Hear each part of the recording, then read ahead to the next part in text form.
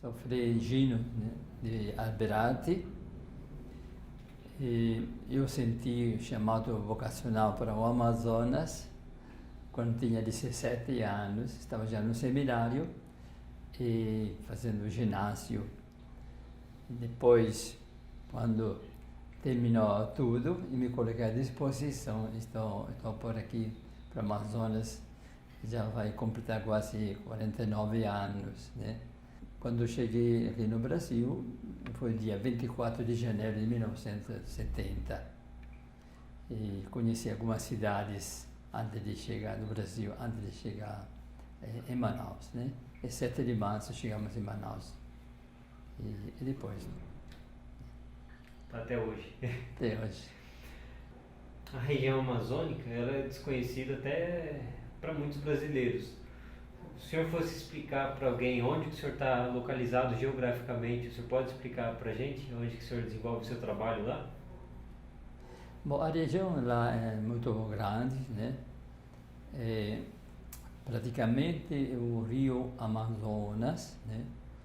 Que àquela altura de nossa missão, no Brasil se chama de Alto Solimões. É o trecho que da fronteira Colômbia e Peru vai até Manaus, Solimões. Alto porque é a parte mais perto das nascentes, né? Alto Solimões. E esta região é bastante, graças a Deus, ainda conservada, porque é um pouco longe dos grandes anseios de gente que quer desfrutar, né? Talvez a descapito da natureza, né? E o clima é quente e úmido, né? Pessoalmente eu precisei de 4 meses para me adaptar, para sentir um pouco menos o atrapalho do calor, né? Naturalmente precisa diminuir um pouco a atividade, senão pode até não aguentar, né? Então, por causa justamente do calor quente e úmido, né? E a região é então cheia de rios, e os rios que comandam a vida, porque no rio se viaja, não tem outra comunicação a não ser o barco, né? E também tem pesca, se pesca, né? A possibilidade de comer, né? Então realmente é tudo. Frei, aí eu queria que o senhor contasse um pouco. O senhor tem uma história com a CN, né? Primeiro do projeto AMA, né? Foi lá na década de 70, né? Se o senhor puder contar um pouco a história, como foi a sua participação, como o senhor ajudou até a descarregar os caminhões aí do projeto AMA, o senhor pode contar um pouco do que o senhor acompanhou desse projeto? Sim, o projeto AMA assim, realmente foi uma coisa muito, muito bacana para nós, né? Para ter um transporte de caminhões antigos, mas novos, né? Porque a Suíça que não tinha entrado na guerra e as suas viaturas eram novas, né? Eu não me lembro bem a data, mas de 73 ou 74, né? Nós ganhamos a nossa prelazia 5 caminhões, né? E então, não tendo como desembarcar, porque precisava uma carteira, né? E então, carteira para caminhão.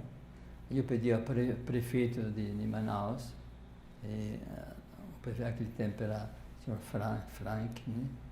E me emprestou um caminhão velho, e eu dei uma treinada e fui dar o exame e passei, né? E então, aí tive a possibilidade de desembarcar das bases onde estavam esses caminhões, né?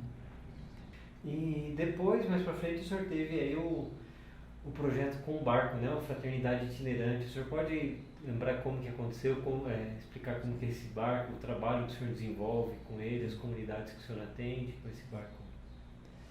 Bem, eu devo agradecer, né? Porque eu sou deste barco, porque é uma lancha de alumínio, os motores de Mercedes, né? É tudo, porque quando já fazia muitos anos que eu viajava no rio, né? De um modo ou outro, a gente sabia quando saía, mas não sabia quando voltava e se voltava porque era sempre precário as embarcações, né? Quebrava. Uma vez eu quebrou um pistão, com 2 horas, o motor tinha 37 cavalos, né? Desmontei o motor, tirei o pistão quebrado e montei de novo e andávamos com 2 pistões para chegar em casa, né? Assim, é tudo meio precário. Então, aí apareceu a ocasião que eu trabalhava na Fazenda da Esperança, o Frei Jansen, o fundador da Fazenda da Esperança, né? Como fundador também, ele me disse, depois que fui transferido para o interior de novo, né? Disse quanta distância teria, onde ia morar, certo? Eu disse a distância, disse que era difícil realmente a transporte, né? Então ele disse, eu faço um projeto, um barco mais rápido, né? Eu vou levar para a Alemanha, né? Que te possa ajudar na pastoral e também continuar a ajudar a Fazenda da Esperança em Manaus. E assim eu disse mais ou menos, né? Um projeto. Ele levou e justamente foi lá a ajuda igreja que sofre, né? A CN, chamada agora assim, né? E consegui o dinheiro e nós fabricamos em Manaus, né?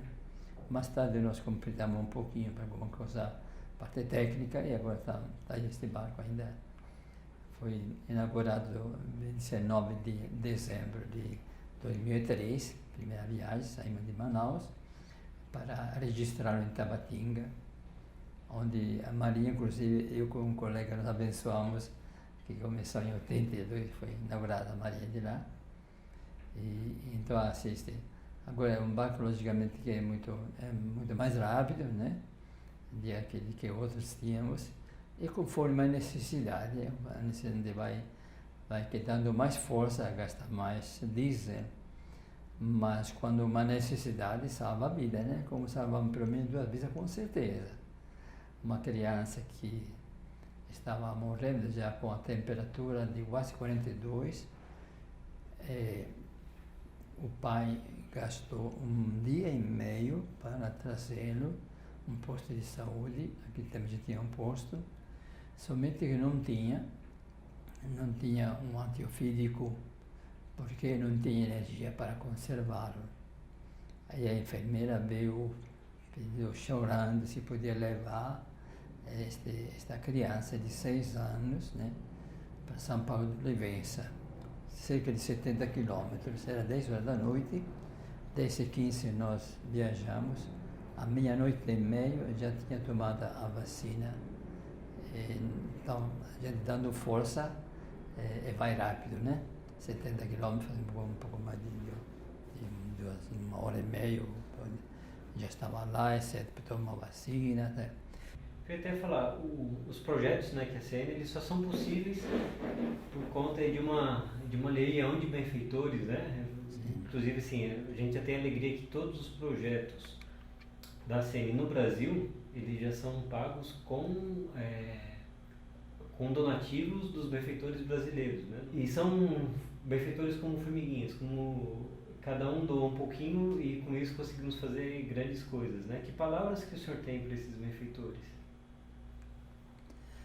Bom, certamente aqui pensando um pouco no sentido de igreja, né, que todos nós somos parte desta igreja de Cristo, né, e cada pessoa tem uma tarefa, cada pessoa tem um chamado especial de Deus, né. Então eu vejo os benfeitores como são aqueles que realmente possibilitam muitas das missões acontecerem.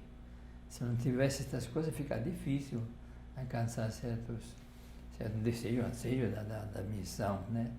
Portanto, são essenciais, né, para a nossa vida de missionários, esta ajuda que nós recebemos, né, dos benfeitores. Então, muito obrigado a todos os benfeitores e que Deus acostume, viu? Muito obrigado.